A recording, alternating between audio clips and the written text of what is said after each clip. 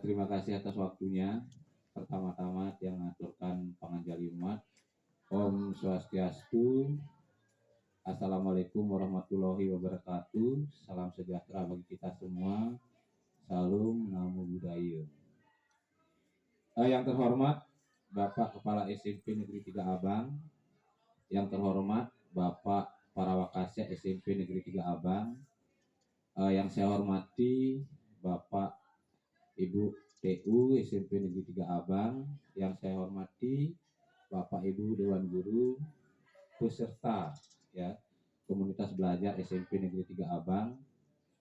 Dalam hal ini yaitu bertepatan pada hari Jumat 16 Agustus tahun 2024, itu ada agenda atau acara sebagai bentuk ya implementasi atau tindak lanjut program guru penggerak, yaitu desiminasi atau pengimbasan budaya positif pada komunitas belajar SMP Negeri 3 Abang, yang mana narasumber yang akan nantinya memaparkan terkait hasil karya beliau yaitu adalah tidak lain Bapak Wayan Mariane, yang nantinya bisa kita cermati dan yang nantinya bisa kita implementasikan pada Satuan Pendidikan SMP Negeri 3 Abang sebagai bentuk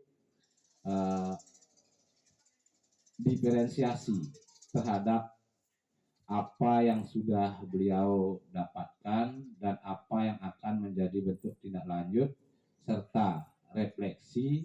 Jadi mohon selama kegiatan berlangsung, setidaknya Bapak Ibu peserta kegiatan hari ini nantinya bisa interaktif dan memberikan suatu refleksi sehingga apa yang menjadi harapan dan tujuan kita bersama di akhir sesuai dengan apa yang kita inginkan secara seksama. Jadi untuk mempersingkat waktu sepenuhnya yang serahkan kepada Bapak narasumber yaitu Bapak Wayan Marian. Waktu dipersilakan, Pak. Terima kasih Pak Gede atas waktunya yang diberikan. Hari ini saya akan melaksanakan desiminasi atau pemaparan materi modul 1.4 tentang budaya positif, merupakan salah satu materi yang ada di CGP Angkatan 11 Kabupaten Karangasem. Nah, sebelum saya melanjutkan, saya memperkenalkan dulu ada dua bapak di samping gambar saya. Yang pertama yaitu Bapak Fasilitator yang namanya Pak Wayan Sumerte. Beliau dari Sulawesi. Biasanya kegiatannya melalui Zoom meeting di LMS. Dan yang kedua berikutnya yaitu Bapak Made Yuda Asmara, merupakan PP praktek pengajar. Beliau juga dari Karangasem seperti kita, tapi dia bertugas di SMA Negeri 1 Rendang. Nah, Bapak Yuda Asmara sudah pernah kesini 2 kali. Yang pertama pendampingan pertama, yang kedua pendampingan kedua. Kalau tidak salah 2 minggu yang lalu. Nah, seperti saya bilang tadi, ini merupakan salah satu materi modul 1.4 di CGP Angkatan 11. Nah, itulah perkenalannya. Nah, dalam aksi nyata ini, saya akan merancang suatu tindakan nyata yang materinya yaitu budaya positif. Nah, apa yang melatar belakangi daripada aksi nyata di sini tentang budaya positif? Di sini yaitu selama ini para murid bertindak untuk mengikuti aturan sekolah karena untuk menghindari hukuman atau sanksi, bukan atas kesadarannya sendiri, sehingga budaya positif sekolah tidak berjalan dengan baik atau tidak efektif.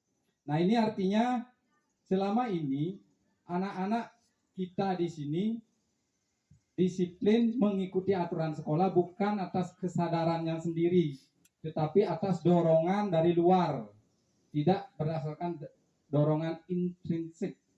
Artinya tidak berdasarkan dorongan dari diri sendiri, tapi dorongan dari luar. Dorongan apa yang dimaksud? Yaitu hukuman, supaya mereka tidak dapat hukuman, maka mereka mengikuti aturan sekolah yang ada. Nah, tujuan dari aksi nyata di sini yaitu menumbuhkan kesadaran motivasi intrinsik para siswa untuk menjalankan keyakinan kelas. Yang kedua, menumbuhkan budaya positif sekolah dengan meyakini nilai-nilai kebijakan universal. Nah, menumbuhkan kesadaran motivasi intrinsik para siswa untuk menjalankan keyakinan kelas artinya seperti tadi saya bilang bahwa apapun yang dikerjakan, yang diperbuat oleh siswa itu berdasarkan dari dorongan diri sendiri, tidak berdasarkan dari dorongan luar orang lain seperti hukuman. Nah, tolak ukur daripada aksi nyata di sini yaitu terbentuknya keyakinan kelas melalui kegiatan kesepakatan kelas yang dilakukan wali kelas dan siswa. Yang berikutnya, siswa mampu menerapkan dan menjalankan keyakinan kelas atas kesadarannya sendiri. Nah, tolak ukurnya nanti setelah kita berkolaborasi bersama-sama, diharapkan nanti kita semua para wali nanti membuat keyakinan kelas. Nah, keyakinan kelas sebenarnya sama dengan kesepakatan kelas. Kalau dulu namanya kesepakatan kelas, kalau sekarang dinamakan keyakinan kelas. Nah, Linmas, nah kita lewati saja. Nah, dukungan yang perlu, ya, materi-materi yang akan saya paparkan di sini ada beberapa materi. Yang pertama yaitu perubahan paradigma belajar. Yang berikutnya disiplin positif, kebutuhan dasar manusia, motivasi perilaku manusia, posisi kontrol restitusi, keyakinan kelas, dan segitiga restitusi. Nah, sebelum saya menjelaskan, memaparkan materi-materi yang ada dalam modul 1.4 budaya positif ini, marilah kita merefresh pemikiran kita supaya kita dalam pemaparan ini, dalam diskusi ini, kita lebih santai. Nah, saya mempunyai suatu ice breaking. Mari kita bersama-sama melihatnya. Nah, nanti silakan Bapak Ibu jawab. Saya punya beberapa gambar yang nanti dibuat menjadi kalimat atau kata. Yang pertama, nah ini konsep ice breaking. Nah, kira-kira kata apa ini kira-kira? Yang pertama gambar, ada gambar yang pertama itu, nah U-nya diganti dengan I. Kira-kira apa itu? Ya, tahi lalat. Gambar pertama apa itu? Tahu. Yang kedua, lalat. Nah, U-nya diganti dengan I jadinya tahi lalat. Ya, nah ini gampang ini. Apa ini? Iya, bagus sekali. Cepat sekali Pak Nuri. Udang rebus. Ada udang, ada bus, ditambah re. Ditambahnya udang rebus. Nah ini gambar, ada gambar apa ini? Nangis, tong air, apa? Tuang air. Ya, sama Pak Komang. Tuang itu kan orang tua. Sama ada tetesan air, jadinya tuang air. Walaupun kita sama-sama tua. Ya, selanjutnya, nah ada gambar itu lah, serem itu. Ada pocong. Potongan dolar, ada enggak potongan dolar? Itu dolar, itu uang berarti apa kira-kira? Potongan biaya hampir mirip. Potongan harga, ya. Selanjutnya, nah ini ada jam, ada tambah, ada buku. Jambu, ya, ada jam, bukunya kunya dihilangkan jadinya jambu. Selanjutnya ada apa itu?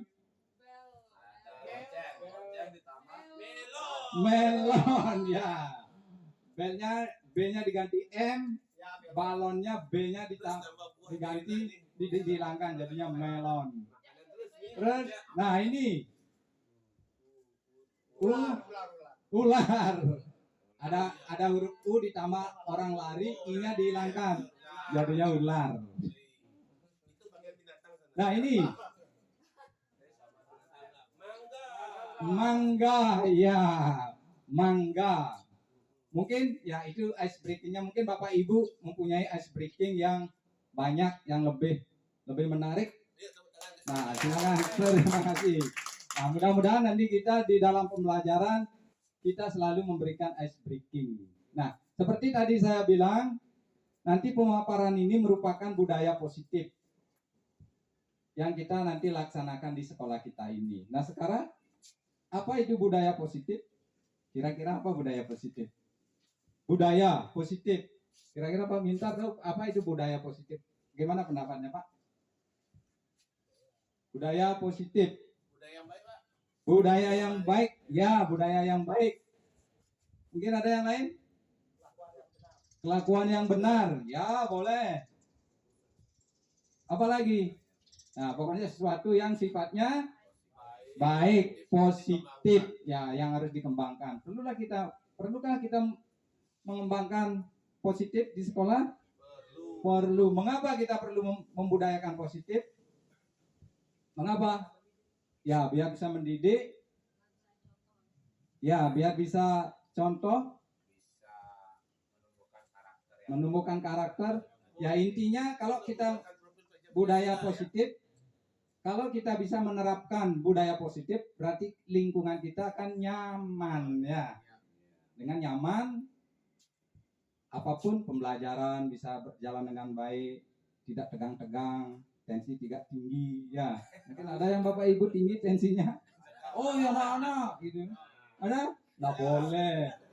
Ya, kalau dulu kita harus gitu ya, Bapak Ibu ya. Kalau sekarang, ya minimal kalau nggak bisa dikurangi. Ya, budaya positif yaitu lingkungan dengan nilai-nilai positif. Nah, suatu lingkungan atau suasana dengan nilai-nilai positif untuk menciptakan atmosfer yang aman sehingga mencapai potensi yang terbaik. Nah, artinya apa? Kita perlu menciptakan suasana yang positif, suasana yang baik, suasana yang nyaman sehingga semua warga kalau di sekolah, semua warga sekolah merasa nyaman. Sehingga apapun visi kita, nanti tujuan kita akan mewujudkan visi yang kita buat. Sehingga kalau lingkungan sudah nyaman, pasti nanti tujuan kita tercapai. Walaupun tujuan akhir sekolah kita tidak tercapai 100%, tapi minimal kita step by step, ya, selangkah demi selangkah. Nah, itu namanya kalau keinginan mewujudkan itu kan namanya mimpi. Sehingga tidak mungkin mimpi kita itu akan tercapai 100%. Nah, materi selanjutnya yaitu pembelajaran dengan paradigma baru. Pembelajaran dengan paradigma baru dirancang berdasarkan prinsip pembelajaran yang terdiferensiasi sehingga setiap siswa belajar sesuai dengan kebutuhan dari tahap perkembangannya untuk mewujudkan profil pelajar Pancasila. Nah, yang di sini yang ditekankan yaitu apa kira-kira yang ditekankan Bapak Ibu? Itu yang ada yang saya kasih tebal dan miring. Yaitu apa kira-kira? pembelajaran terdiferensiasi Ya. dalam sudut belajar Pancasila. Ya, terdiferensiasi. Nah, kalau zaman sekarang beda dengan zaman dulu. Diferensiasi artinya apa kira-kira diferensiasi? Sesuai dengan minat dan bakat siswa. Untuk apa? Untuk mencapai hasil belajar maksimal sesuai dengan profil pelajar Pancasila. Nah, itu yang sekarang. Kalau dulu tidak. Kalau sekarang sehingga pembelajaran itu terpusat pada murid. Ya, kalau dulu enggak terpusat pada guru. Guru adalah segalanya. Guru adalah ilmu. Apapun yang dibilang guru adalah benar. Sehingga murid ya diam saja. Objeknya sebagai objek. Kalau sekarang tidak, murid sebagai subjek sesuai dengan minat, bakat murid itu sesuai dengan kodratnya masing-masing. Nah, apa itu apa saja profil pelajar Pancasila kita sudah hafal itu. Jangan hanya hafal aja ya. Kita coba profil pelajar Pancasila. Yang pertama ada beriman, bertakwa kepada Tuhan Yang Maha Esa. dan bertakwa mulia, berakhlak mulia, berkebinekaan global, bergotong royong, mandiri, bernalar kritis, dan kreatif. Nah, kita sudah jalankan semua. Kita sudah melalui P5 dan sebagainya. Kita sudah hampir 3 tahun, mau ke 3 tahun mungkin sudah menjalankan seperti ini, profil pelajar Pancasila. Nah, selanjutnya, materi selanjutnya yaitu disiplin positif. Kalau kita berbicara dengan disiplin, kira-kira kita membicarakan tentang apa? Tentang aturan, ya. Kalau kita berbicara tentang aturan, bagaimana? Harus ditaati, ya, harus ditaati. Tidak boleh kita abaikan. Aturan itu dibuat untuk ditaati. Nah, disiplin positif, apa itu disiplin positif? Yaitu pendekatan yang mendidik, yang berfokus pada pengembangan karakter dan tanggung jawab pada diri siswa, bukan hanya sekedar mematuhi aturan, ya. Pendekatan dalam mendidik yang berfokus pada pengembangan karakter. Nah, di sini pengembangan karakter, sehingga disiplin positif merupakan hal-hal yang baik yang datang dari apa tadi? Yang datang dari kesadaran diri, bukan karena saya harus mengikuti karena ada aturannya ini. Kalau saya tidak mengikuti berarti saya melanggar aturan. Kalau melanggar aturan pasti kena sanksi, itu dulu, ya. Kalau sekarang beda. Nah, selanjutnya dalam budaya kita, makna disiplin positif adalah suatu kepatuhan ketaatan sehingga cenderung dengan ketidaknyamanan, ya. Kira-kira kalau ada aturan kita nyaman apa enggak? Nyaman apa enggak? Enggak. Karena kan kamu harus begini, kamu harus begitu. Itu dorongan dari luar. Contohnya, anak-anak tak boleh umpamanya apa itu, membawa makanan ke dalam, itu kan aturan. Nah, kalau sudah begitu pas anak-anak kita laparnya luar biasa, keluar tidak bisa, bagaimana, nyaman apa enggak? Enggak nyaman. Nah, selanjutnya, sebagai pendidik, tujuan kita menciptakan anak-anak yang memiliki disiplin diri dan memiliki motivasi intrinsik, bukan ekstrinsik. Nah, ini seperti tadi saya bilang, kalau aturan itu datang dari ekstrinsik, kesadaran melakukan sesuatu karena dorongan dari luar. Dari luar itu apa? Aturan. Sehingga kalau murid ingin mentaati karena tidak ingin dihukum. Kalau tidak ingin dihukum, berarti dia harus keharusan jadinya. Setelah itu, disiplin positif merupakan salah satu cara penerapan disiplin yang bertujuan untuk menumbuhkan kesadaran serta memperdayakan anak untuk melakukan sesuatu tanpa sogokan, ancaman maupun hukuman. Yaitu seperti tadi, kalau sudah yang disiplin positif merupakan salah satu cara penerapan disiplin yang bertujuan untuk menumbuhkan kesadaran, artinya apapun yang dilakukan siswa itu berasal dari intrinsik, berasal dari dalam diri sendiri. Kalau sudah dari dalam diri sendiri, berarti dia sudah sadar, kalau saya melakukan seperti ini, konsekuensinya akan seperti ini. Nah, materi selanjutnya yaitu melaksanakan kebutuhan dasar manusia. Nah, apa aja yang dikatakan sebagai kebutuhan dasar manusia? Ada berapa? 1, 2, 3, 4, 5. Ada 5. Yang pertama, bertahan untuk hidup. Kalau bertahan untuk hidup artinya berhubungan dengan makanan, terus rumah, bisa fisik, ya, fisik kita, fisik atau berkaitan dengan biologis, bertahan. Kita harus sehat, kita harus nyaman. Nah, itu kalau kita ingin sehat, kita harus apa? Kita harus makan, minum yang sehat. Tempat tinggal perlu enggak? Perlu. Kalau kita tidak punya tempat tinggal, tidak nyaman nanti. Selanjutnya yaitu kasih sayang dan rasa terima. Nah, di sini membutuhkan perhatian berperilaku, membutuhkan kasih sayang.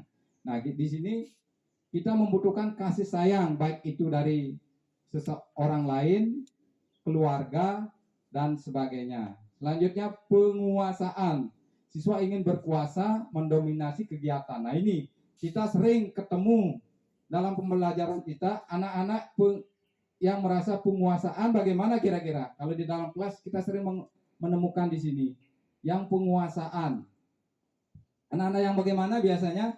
Anak-anak yang super aktif, ya, super aktif, sehingga dia mengapa dia ingin berkuasa terhadap orang lain, sehingga orang lain bisa apapun yang dia kehendaki dia akan menjalankannya. Siswa ingin berkuasa dan mendominasi. Nah ini mendominasi kegiatan. Umpamanya dalam pembelajaran kita anak-anak yang mempunyai rasa penguasaan, dia ingin sendiri menjawab pertanyaan, bertanya kegiatan itu. Nah, oleh sebab itu dia punya rasa penguasaan.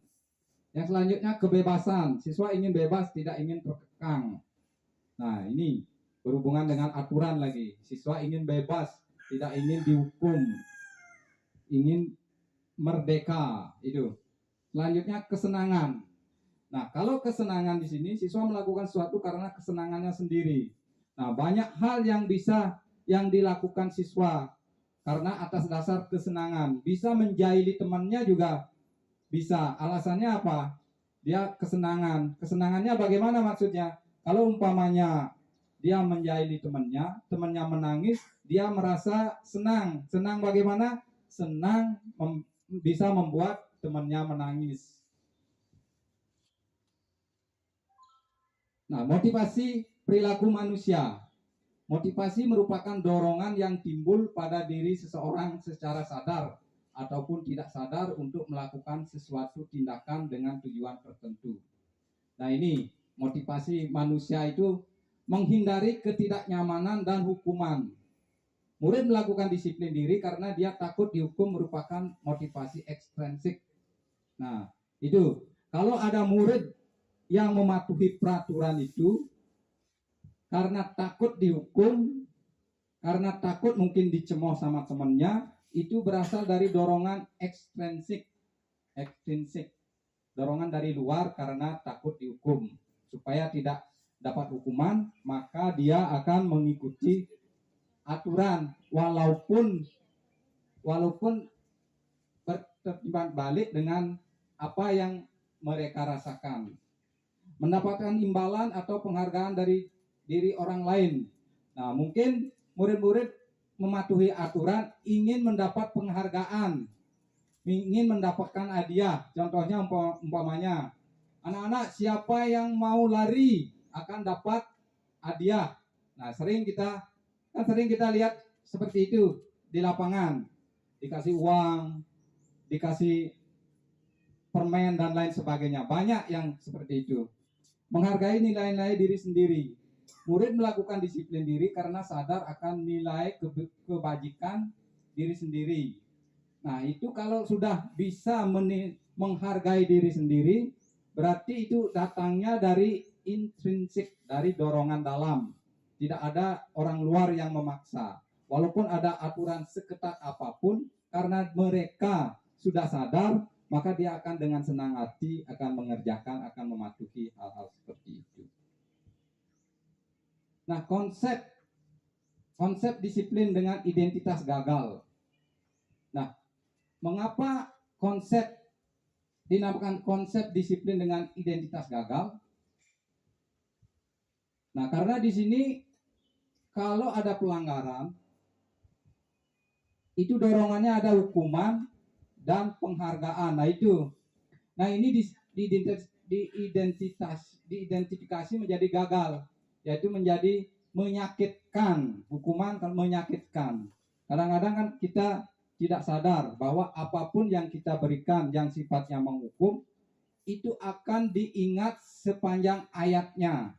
Contohnya, kalau anak-anak yang tidak mau berbaris akan disuruh keliling lapangan larinya, itu akan diingat sampai seumur hidupnya. Terus murid takut. Nah, dia takut akan berbuat melanggar. Karena kalau saya melanggar, saya akan dihukum berat. Selanjutnya memaksa. Kita harus paksa, kalau itu aturannya, kalau hukumannya mau tidak mau harus dilaksanakan. Murid menyembunyikan kesalahannya. Nah, kebanyakan kalau kita menerapkan hukuman, murid-murid akan menyembunyikan kesalahan yang mereka buat sebelum mereka diketahui oleh orang lain. Mengapa menyembunyikan kesalahannya? Takut kembali kepada hukuman.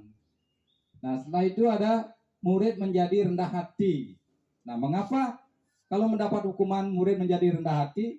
Mungkin ya, umpamanya kalau kita kasih hukuman lari 10 kali, 20 kali, habis itu dia akan malu kepada teman-temannya. Kalau sudah malu, punya perasaan yang tidak enak, sehingga dia menjadi rendah hati pada temannya, bisa menjadi pendiam dan sebagainya. Nah, itu yang hukuman. Kalau yang penghargaan, kalau ada yang apapun yang dikasih penghargaan tidak akan efektif. Mengapa? Kalau tidak ada penghargaan pasti dia tidak akan melaksanakan. Kalau kita iming-imingi hadiah pasti dia akan mau. Contohnya, kalau kita suruh kerja, murid-muridnya di sini susah sekali. Kalau umpamanya anak-anak, mari kita bekerja hari ini, nanti setelah bekerja anak-anak dapat umpamanya dapat nasi bungkus gitu, dengan senang hati, dengan terpaksa dia akan langsung mengerjakan. Mengapa? Karena dia akan mendapat penghargaan. Penghargaan apa? Nasi bungkus. Nah, setelah itu merusak hubungan. Yang memberikan penghargaan itu merusak hubungan apa enggak kira-kira? Merusak ya. Contohnya dalam kelas, anak-anak yang pintar terus menjawab, setiap anak-anak yang bisa menjawab dikasih hadiah pulpen gitu umpamanya. Terus sehingga dia mendominasi, terus ini merusak hubungan. Yang tidak menjawab dia akan iri, dia akan merusak hubungan. Dia aja dapat hadiah, saya tidak dapat apa-apa gitu. Karena mengapa? Nah, itu merusak hubungan, mematikan kreativitas. Mematikan kreativitas di sini artinya dia tidak bebas mengekspresikan ide yang ada dalam dirinya, karena dia akan mematuhi untuk mendapatkan hadiah. Nah, itu menghukum dengan sistem ranking. Nah, itu menghukum dengan sistem ranking 1, 2, 3, 4. Yang di luar itu akan merasa rendah hati, saya belum, saya tidak bisa, dan sebagainya. Nah, itu ada merampas hak menghargai diri sendiri. Nah, harga diri sendiri dirampas. Nah, itu. Nah, konsep disiplin dengan identitas sukses. Nah, ada dua yang di sini. Yang identitas suksesnya, yang pertama ada konsekuensi. Nah, apa itu konsekuensi? Hasil atau akibat yang timbul dari suatu tindakan, keputusan atau peristiwa. Nah, di sini biasanya siswa melakukan kesalahan, konsekuensinya dia harus memperbaiki kesalahan itu. Siswa menumpahkan air di lantai, konsekuensinya dia harus membersihkan. Nah, ini biasanya kalau konsekuensinya ini biasanya jangka pendek, artinya hukuman yang diberikan itu bukan hukuman berat, hukuman yang konsekuensinya akibat dari perbuatan anak itu sendiri. Contohnya umpamanya anak-anak tidak sengaja ada temannya membawa air di dalam kelas, dia menyenggol dengan tidak sengaja sehingga tumpah. Nah, di sana tidak perlu kita beri hukuman, kita konsekuensinya apa? Karena menumpahkan, dia harus membersihkan kembali. Nah, itu jangka tidak akan lama, dia ingatannya tidak akan lama karena itu normal.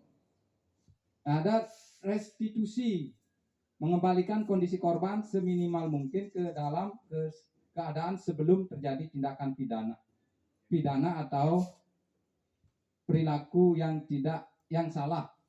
Nah, artinya kalau melalui restitusi kita tidak menyalahkan anak-anak yang melakukan tindakan kurang bagus. Kita di sana akan mengembalikan identitasnya supaya tidak minder. Caranya dengan menanyakan alasan. Setelah itu kita meyakininya apa yang dia langgar. Setelah itu untuk memperbaiki keadaan apa yang seharusnya dia lakukan. Nah, hukuman sebenarnya bukan dari orang lain, dari dirinya sadar, menyadari apa yang dia telah lakukan. Nah, konsekuensi. Nah, penguatan jangka pendek seperti tadi. Penguatan jangka pendek artinya apapun yang kita berikan itu tidak akan diingat lama karena itu biasa konsekuensinya seperti membersihkan tumpahan air. Perlu monitoring berkelanjutan. Nah, ini perlu. Kita selalu membina, perlu pembinaan terus. Sehingga anak-anak yang mungkin berbuat seperti itu, apakah sudah sadar bahwa dia melakukan, contohnya seperti tadi, kalau anak-anak ada yang menyenggol air dan jatuh, apakah dia sudah dengan kesadaran sendiri membersihkan tempat yang basah? Itu perlu pendampingan. Nah, stimulus respon. Nah, dengan seperti kejadian itu, apakah langsung dia merespon atau harus ditegur oleh orang lain? Murid menghormati peraturan. Nah, itu selanjutnya kehilangan waktu untuk merenungi kesalahan. Nah, maksudnya di sini karena kita memberikan konsekuensi, tidak bisa merenungkan kesalahan apa yang dia lakukan. Dia langsung kepada perlakuan untuk membuat dia mengembalikan kesalahannya itu. Oh, saya harus mengepel dan sebagainya.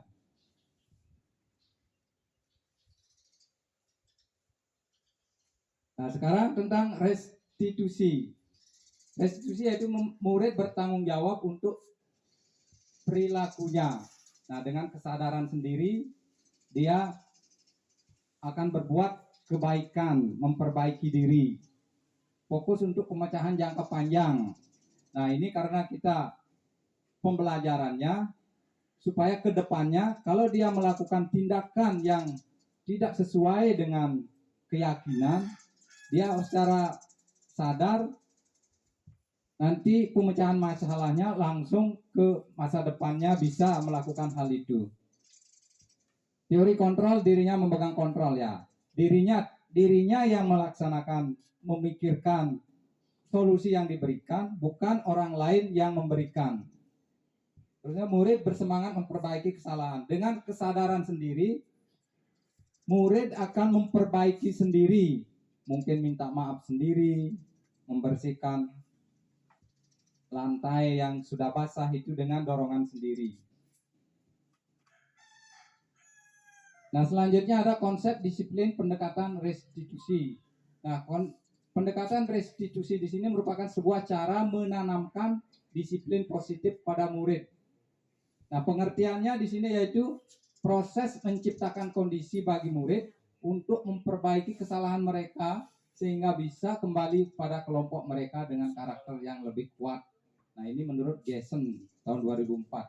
Nah, adapun ciri-ciri daripada restitusi yaitu pertama ada bukan menebus kesalahan tapi belajar dari kesalahan. Artinya apa? Umpamanya dia berbuat salah, supaya dimaafkan saya harus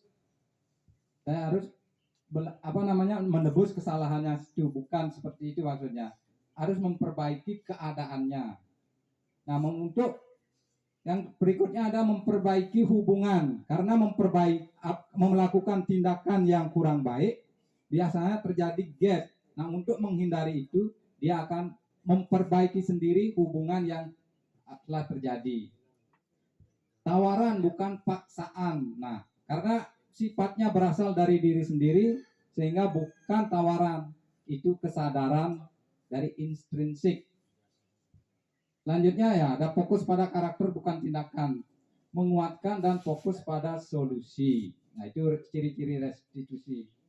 Nah, perbedaannya ada. Nah, di sini suatu kasus, contoh kasus siswa tidak mengerjakan PR. Nah, ini ada tiga hal. Yang pertama ada hukuman, ada konsekuensi, ada restitusi. Nah, kalau kita bertindak sebagai penghukum, memberikan hukuman, contohnya anak-anak, nah di sini menyuruh siswa menghormati bendera. Kalau tidak membuat PR, kita beri hukuman kalian harus menghormati bendera selama 10 hari. 10 menit. Itu akan panjang dalam pemikirannya, apalagi 10 menit di matahari terik gitu. Sepanjang hayatnya akan dikenang gitu. Terus guru marah dan murid menjadi takut.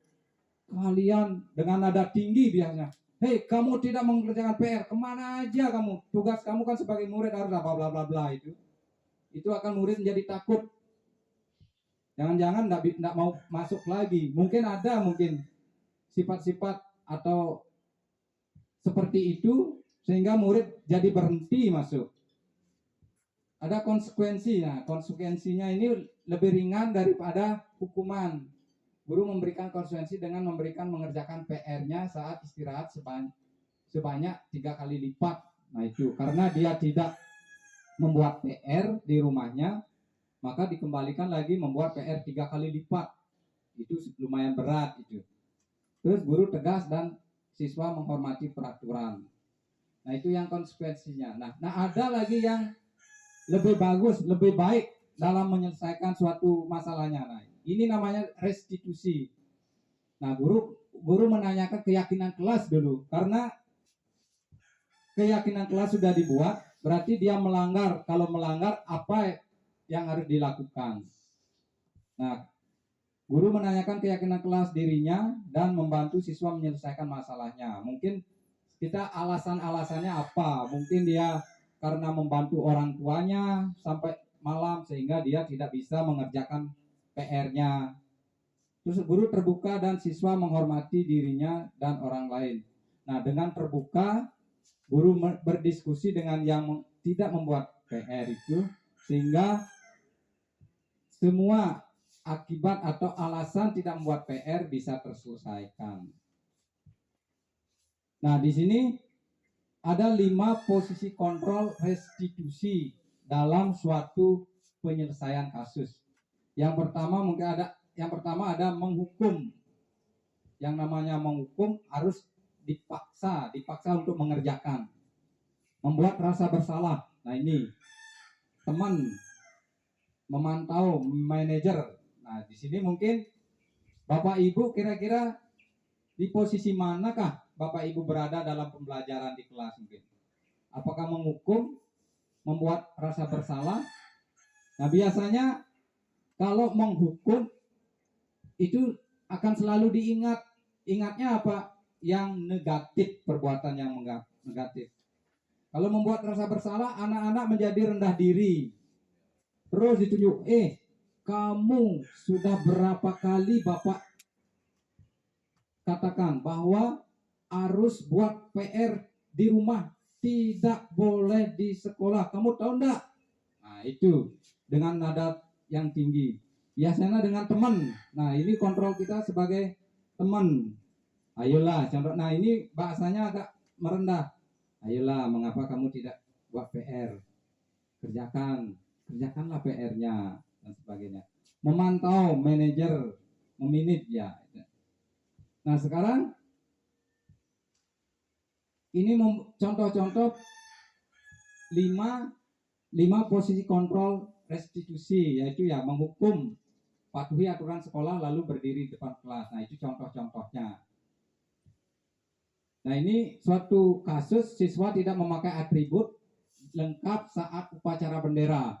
Kalau yang menghukum nanti diberi patuhilah aturan sekolah lalu berdiri di barisan depan. Anak-anak yang tidak membawa atribut lengkap disuruh berbaris ke depan, paling depan, sehingga perhatian bisa penuh. Membuat rasa bersalah. Nah, ini seperti tadi saya bilang, berapa kali Bapak harus memberitahu, Bapak sangat kecewa sama kamu. Itu sudah menyakiti perasaan siswa itu. Selanjutnya ada teman. Nah, kalau sebagai posisi kita teman, ayolah yang tertib, buat Bapak bangga kali ini tidak apa kamu berbuat salah. Nah, itu. Kalau yang memantau, kamu sudah melanggar, apa peraturan dan konsekuensinya? Nah, itu. Yang selanjutnya yang terakhir, sebagai manajer, apakah kamu tahu? Nah, di sini kita nanti pada akhirnya kita sebagai guru diharapkan sebagai manajer. Kalau tidak bisa sebagai manajer, sebagai memantau lah. Kalau sebagai manajer kita bisa menyelesaikannya itu. Apakah kamu tahu kesalahanmu? kira-kira bagaimana kamu untuk memperbaiki kesalahannya. Nah, itu sudah bijaksana sekali. Kalau tidak ada di manajer, kita minimal di memantau, dan kita harus hindari, jangan sampai kita di dalam posisi menghukum dan membuat rasa bersalah.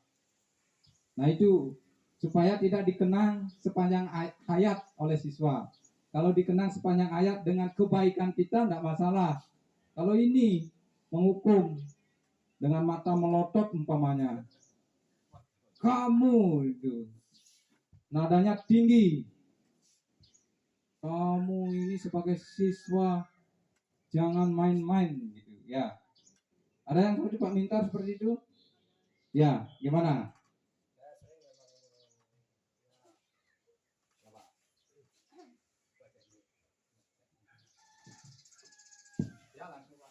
Terima kasih atas waktunya. Untuk mengingatkan kepada siswa, memang sering nada keras, tapi diusahakan jangan sampai menyentuh anak-anak. Nah, mungkin itu yang saya bisa masih pertahankan. Nah, ini Pak Mintar merupakan guru yang paling senior di sini ya. Mungkin ya diharapkan seperti itu menular kepada kita. Jangan baru-baru kita sebagai guru, murid dianggap lebih di bawah, tidak ya. Nah, seperti itu kita menghindari dua posisi, yaitu menghukum dan membuat rasa bersalah. Nah, sekarang materi selanjutnya yaitu keyakinan kelas. Apa itu keyakinan kelas? Keyakinan kelas apa itu? Suatu aturan yang dibuat secara bersama di kelas itu. Oh iya, Disepakati. ya aturan kebersamaan dan harus disepakati. Ya, kira-kira itu keyakinan kelas. Kalau dulu namanya kesepakatan kelas ya. Kesepakatan kelas. Ya.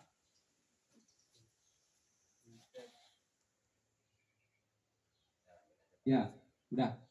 Nah, keyakinan kelas merupakan suatu, kalau dibilang sebagai aturan, itu merupakan dibuat bersama-sama, disepakati bersama-sama. Kalau ada yang melanggar, langsung kita tunjukkan, oh ini loh kesepakatan kelas, keyakinan kelas kita.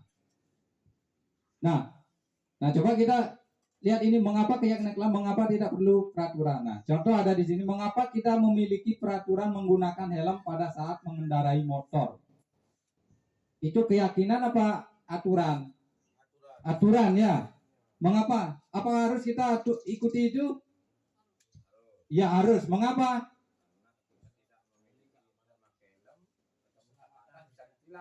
Apa ditilang? Apa ditilang? Apa itu aja? Perlu gini? Itu menyangkut keselamatan. Kalau tidak mau selamat, nggak usah dah pakai helm. Ya, kita harus, itu keselamatan, karena keselamatan pasti, kalau kita berbicara keselamatan pasti akan dipatuhi. Kedua, mengapa kita memiliki peraturan menggunakan masker dan mencuci tangan setiap saat? Ya, itu mengacu pada kesehatan.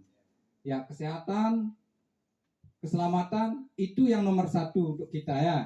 Walau kita punya banyak harta tapi tidak kesehatannya atau tidak selamat, tidak mungkin.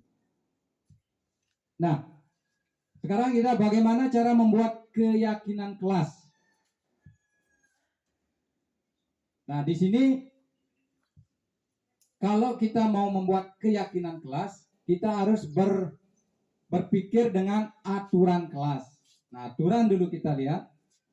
Apa itu aturan kelas? Kumpulan aturan yang dibuat dan ditetapkan oleh guru atau pihak sekolah untuk menjaga ketertiban dan kelancaran belajar mengajar. Berarti aturan itu berasal dari luar itu. Kalau di sekolah berasal dari bapak ibu guru, berasal dari kepala sekolah.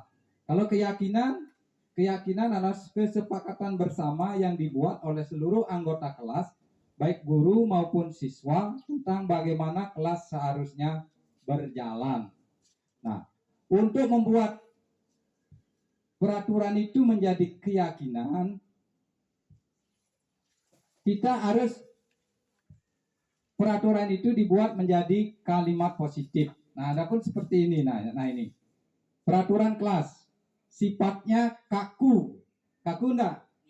Ya, contohnya biasanya bagaimana? Biasanya bersifat kaku dan harus ditaati tanpa banyak bertanya. Kira-kira contohnya apa nih, kan? Tidak boleh atau dilarang, jangan membuang sampah sembarangan. Kan kaku kan enggak?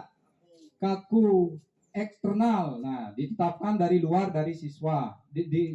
Ditetapkan dari luar siswa, yaitu oleh guru atau sekolah. Sehingga di sana siswa tidak tahu menahu, dia harus mengikuti aturan. Selanjutnya negatif. Nah, sering kali berfokus pada apa yang tidak boleh dilakukan. Anak-anak tidak boleh begini, anak-anak tidak boleh begini, tidak boleh. Nah, pada itu biasanya dikeluarkan oleh bapak, ibu guru atau kepala sekolah hanya untuk siapa itu? Hanya untuk murid. Bagaimana dengan untuk guru? Nah, kalau keyakinan kelas lebih fleksibel, dapat disesuaikan dan berkembang seiring waktu. Nah, ini bisa fleksibel. Kalau umpamanya tidak cocok, bisa dirubah.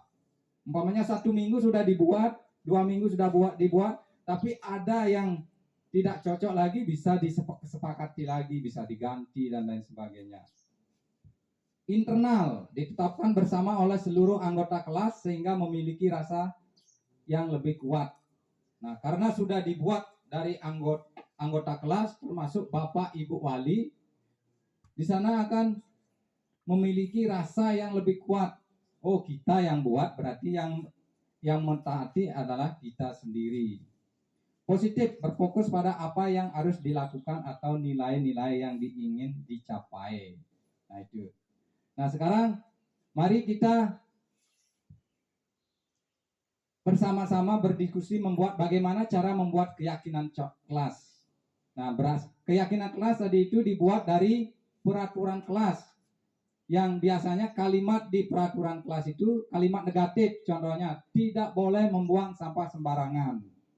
Keyakinan kelas, nah ini belum dirubah ini. Keyakinan kelas apa? Kira-kira, nah kalau ini kan sama ini. Mari kita jaga kebersihan. Ya, mari kita jaga kebersihan. Ada bedanya apa enggak itu? Tidak boleh membuang sampah dengan mari kita buang sampah sembarangan atau buang sampah di tempatnya. Kan gitu? Ya, kira-kira. Nah, untuk kita langsung aja praktek Bapak Ibu ya.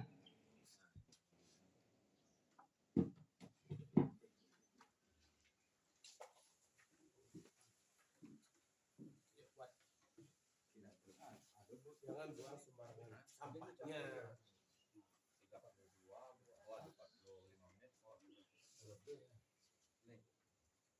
Nah, di sini Bapak Ibu coba buat peraturan dulu. Setelah itu kita nanti diskusikan. Biasanya kan itu bersifat negatif, tidak boleh. Gitu.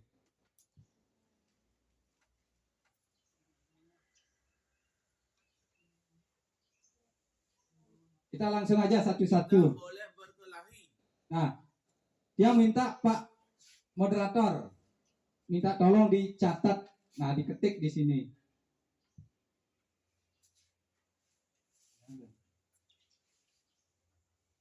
Oh, nggak bisa ya, kembali.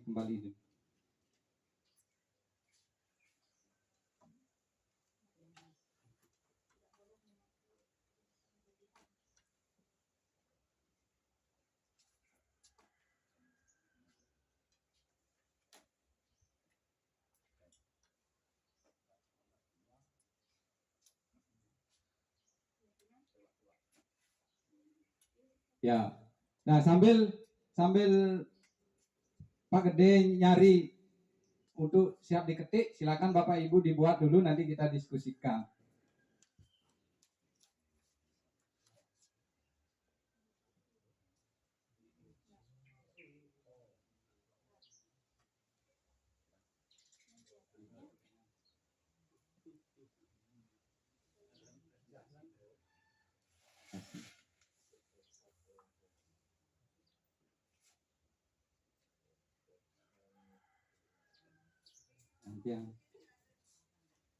Ya, ini agak macet ini.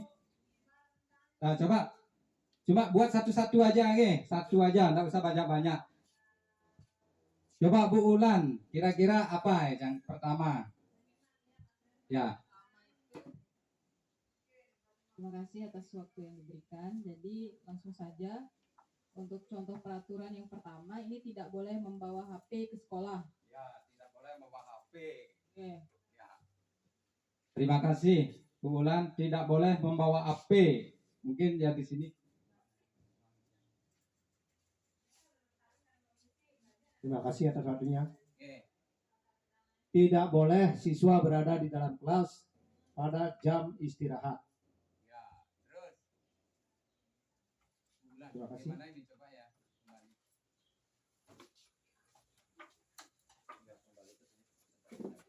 Terima kasih atas waktunya.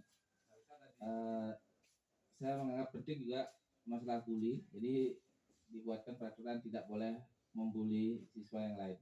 Ya, tidak boleh membuli siswa yang lainnya. Ya, tidak boleh. Nah, itu biasanya seperti tadi saya bilang, di dalam aturan kelas itu biasanya kata negatif. Tidak boleh, seperti tadi, tidak boleh membawa HP, tidak boleh membuli teman, tidak boleh membawa makanan dan minuman. Nah, itu. Nah, sekarang untuk membuat keyakinan kelas, kita harus dirubah. Yang pertama tadi, bulan apa tadi? Tidak boleh membawa HP. Kalau keyakinan kelas kita jadikan apa itu?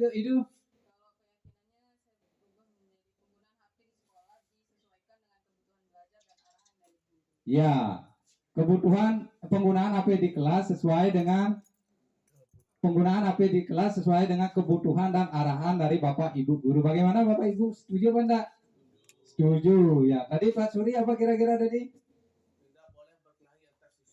Ya, tidak boleh berkelahi antar siswa. Kira-kira bagaimana? Atau kita rubah saling menghargai, ya, saling menghargai. Sehingga kalau berkelahi kan berasal dari tidak menghargai satu sama lain. Nah, itu. Bagaimana kalau kita menghargai satu sama lain?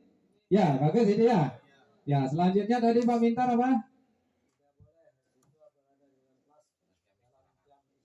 Oh ya, tidak boleh siswa di dalam kelas kalau sudah istirahat. Kalau kita rubah menjadi keyakinan kelas,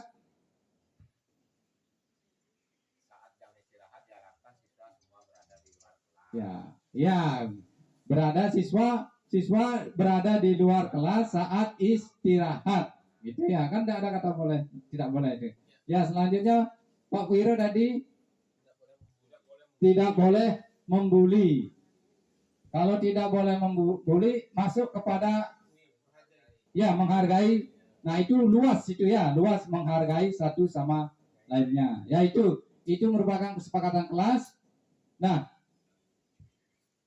nanti kita harapkan di sini semua wali dan Bapak Ibu guru berkolaborasi untuk membuat keyakinan kelas di masing-masing kelasnya. Sehingga nanti setelah kita membuat keyakinan kelas, langkah selanjutnya kira-kira apa?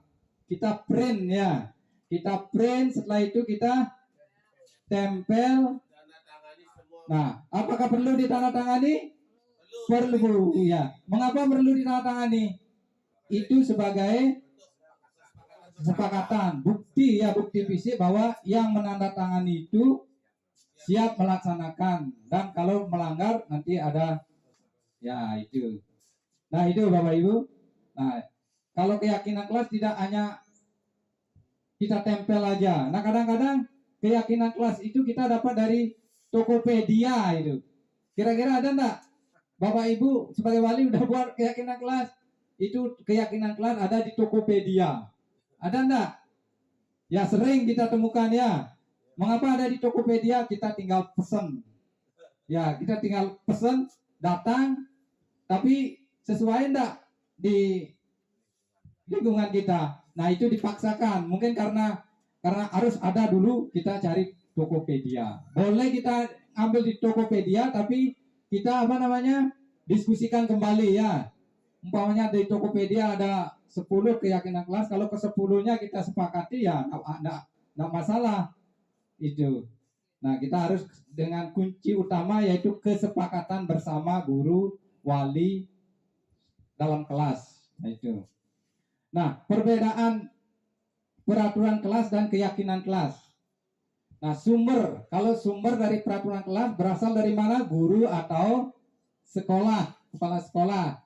Terus keyakinan kelas bersumber dari mana? Semua anggota kelas. Yang dimaksud semua anggota kelas siapa aja? Siswa, wali, ya. Nah, siswa dan wali lah yang untuk menyepakati. Sifat, kalau peraturan kelas kaku, eksternal dan negatif. Kalau keyakinan kelas fleksibel, internal, positif. Fokus aturan yang harus ditaati peraturan kelas. Kalau keyakinan kelas nilai dan perilaku yang diinginkan. Menjaga ketertiban dan membangun komunitas belajar yang positif. Nah, selanjutnya ada segitiga restitusi. Apa itu segitiga restitusi? Cara menyelesaikan masalah atau pelanggaran bisa diselesaikan dengan restitusi. Kalau segitiga restitusi itu ada 3 tahapan. Yang pertama yaitu apa? Menstabilkan identitas, memvalidasi kebutuhan. Selanjutnya ada menanyakan keyakinan. Nah, untuk selanjutnya, nah di sini tahap segitiga itu ada 3: menstabilkan identitas, validasi tindakan salah, menanyakan keyakinan. Kalau menstabilkan identitas, kira-kira yang mana ya? Nah, di sini kalau menstabilkan identitas, tidak menyalahkan siswa. Semua orang pasti pernah berbuat salah. Nah, dengan kata-kata seperti ini, tidak ada manusia yang sempurna. Saya pernah melakukan hal itu. Nah, contohnya umpamanya yang pertama, semua orang pernah berbuat salah seperti itu. Tidak ada manusia yang sempurna. Saya pernah melakukan kesalahan seperti itu. Nah, jika Bapak di posisi kamu, mungkin juga Bapak melakukan hal itu. Nah, itulah yang menstabilkan identitas. Biar murid bisa tenang. Setelah menstabilkan, baru memvalidasi tindakan salah. Menanyakan alasan. Tindakan siswa melakukan kesalahan, perbuatan salah didasari dengan alasan. Biasanya kalimat-kalimat yang digunakan seperti, nah, mengapa, apa alasan kamu melakukan sesuatu, melakukan tindakan seperti itu, pasti ada alasannya ya. Nah, itu. Setelah itu ada menanyakan keyakinan. Menanyakan keyakinan kelas yang dilanggar. Nah, keyakinan kelas apa yang kamu sudah dilanggar? Atau apa yang harus kamu lakukan untuk memperbaiki kesalahan yang kamu buat? Nah, itu. Nah, di sini itu merupakan tahapan segitiga restitusi. Nah, sekarang saya akan mencoba untuk mempresentasikan contoh dari penyelesaian kasus di sini.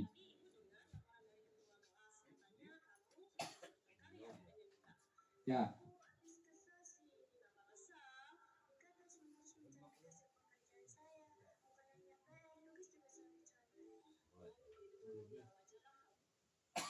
Nah, dalam tahapan penyelesaian di sini yaitu menstabilitas identitas. Nah, guru menanyakan tindakan yang dilakukan siswa dengan Mina. Tadi Ibu dengar dari ketua kelas, katanya kamu habis bertengkar ya dengan Dika. Nah, itu. Nah, terus selanjutnya guru menstabilkan emosi siswa dengan cara, oh wajarlah kamu jadi kesal. Jika ibu dan ada di posisi kamu, ibu juga akan berbuat seperti hal yang sama. Ibu sangat menghargai tindakan kamu yang tidak berbuat yang lebih baik daripada itu. Nah, itu menstabilkan. Kalau kita seperti itu kan murid tidak merasa bersalah. Dia akan terus mengungkap identitasnya, alasannya. Nah, selanjutnya validasi. Guru menggali informasi lebih mendalam dengan lalu apa yang kamu lakukan terhadap Dika? Dijawab mungkin, oh saya melakukan itu karena, nah mungkin dicontek. Nah, itu. Oh, begitu. Pasti kamu berbuat begitu ada alasannya ya. Ya, wajarlah kalau kamu merasa marah karena pekerjaan dicontek begitu. Dan selanjutnya, nah, menanyakan keyakinan. Menurut kamu, keyakinan kelas apa yang kamu sudah langgar? Nah, ini dengan kesadaran sendiri, dia menyebutkan, oh kesalahan saya di sini merobek kertas temannya karena alasannya dicontek. Selanjutnya, memberi penguatan tentang keyakinan sehingga murid dapat fokus tugasnya. Guru menawarkan kepada murid untuk memperbaiki kesalahan temannya. Nah, itu merupakan contoh daripada penyelesaian segitiga restitusi. Nah, di sini ada video yang kedua. Nah, sama seperti itu. Nah, begitulah daripada pemaparan saya. Mudah-mudahan apa yang saya sampaikan di sini bisa kita kolaborasi bersama sehingga terutama keyakinan kelas, kita bisa membuat keyakinan kelas bersama di dalam kelasnya masing-masing. Mungkin seperti itu pemaparan saya. Terima kasih atas waktunya.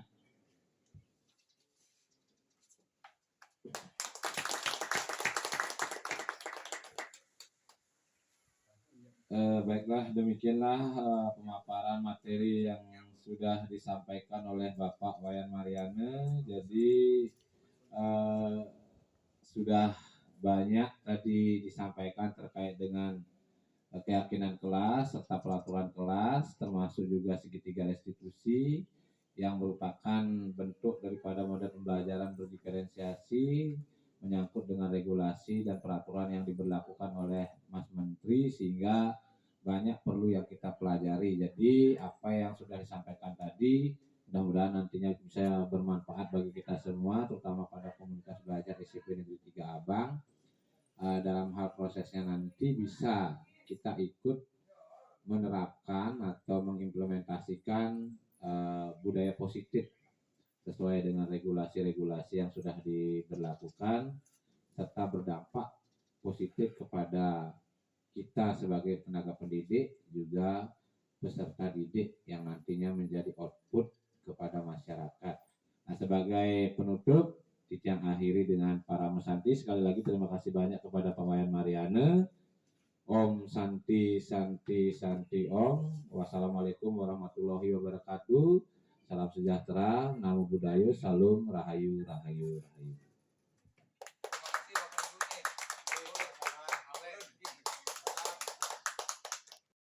Om Swastiastu, perkenalkan nama saya Madi Kusuma, saya guru prakarya. Saya teman sejawat dari Pak Wayan Mariana. Saya sangat terkesan dengan pemaparan Pak Wayan Mariana tentang budaya positif 4.1. Konsepnya sangat relevan dengan kondisi saat ini dan memberikan pencerahan baru bagi saya. Saya merasa termotivasi untuk menerapkan nilai-nilai positif ini dalam kehidupan sehari-hari, baik di lingkungan kerja maupun keluarga. Terima kasih sharingnya Pak Wayan Mariana. Saya tutup dengan para mesanti. Om Swastiastu, perkenalkan nama saya Iwan Adiswandika. Saya Mapel Bahasa Indonesia, teman sejawat dari Bapak Mariana. Presentasi Pak Mariana sangat menarik dan menginspirasi. Saya sangat terkesan dengan materi yang disampaikan, terutama keyakinan kelas. Ternyata selama ini saya salah dalam membuat kesepakatan kelas, di mana dalam pembuatan kesepakatan kelas itu saya buat sendiri dan memutuskan sendiri tanpa melibatkan siswa perwalian saya. Untuk itu saya akan mengulang membuat kesepakatan kelas dengan bersama-sama siswa membuatnya, mendiskusikan dan menyepakati bersama-sama sehingga semua siswa terlibat dalam pemutusannya. Terima kasih. Om Santi Santi Santi Om. Assalamualaikum warahmatullahi wabarakatuh. Perkenalkan, saya Sukron Numati Indarto. Saya guru PJOK di SMP Negeri 3 Abang. Saya juga teman sejawat dari Bapak Mariana, SPD. Di sini saya mengucapkan banyak terima kasih kepada Bapak Mariana atas presentasi yang sangat inovatif dan informatif. Saya sangat setuju dengan pentingnya membangun budaya positif di sekolah. Saya berharap aksi nyata ini tidak hanya dipresentasikan saja. Saya sangat berharap budaya positif yang dapat kita laksanakan di sekolah sehingga dapat membangun karakteristik siswa yang baik untuk mewujudkan visi sekolah.